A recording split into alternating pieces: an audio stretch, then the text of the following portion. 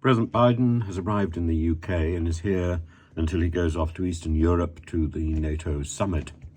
And he's here with a crisis looming about the use of cluster bombs and the promise by the US to provide cluster bombs to Ukraine. Cluster bombs, we signed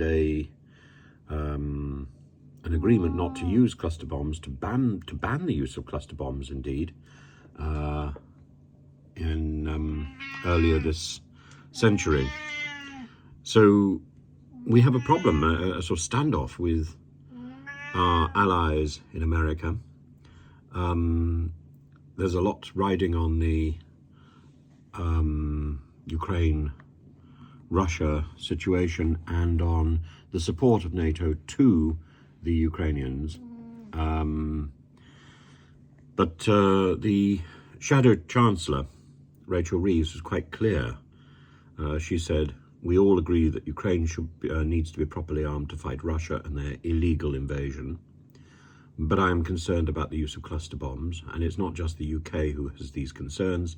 Other countries clearly do as well." And that was to Sophie Ridge on Sky News yesterday. "I would like to find a way to properly arm Ukraine," she said, "but without using these weapons, which can have an impact not just on the battlefield at that time, on that day, but for months and years afterwards. That is something that causes me deep concern, and many other people as well. While I support President Biden's desire to ensure Ukraine is fully armed to fight Russia, and Russia has some very alarming weapons, I'm not convinced that these are the appropriate weapons. British diplomats are uncomfortable with the White House's decision. Lord Ricketts, for example, who was the UK's first national security advisor, said you can feel the Allies are very uncomfortable with this. So President Biden is arriving at a difficult time. He's going to have meetings in Downing Street and see the King in Windsor.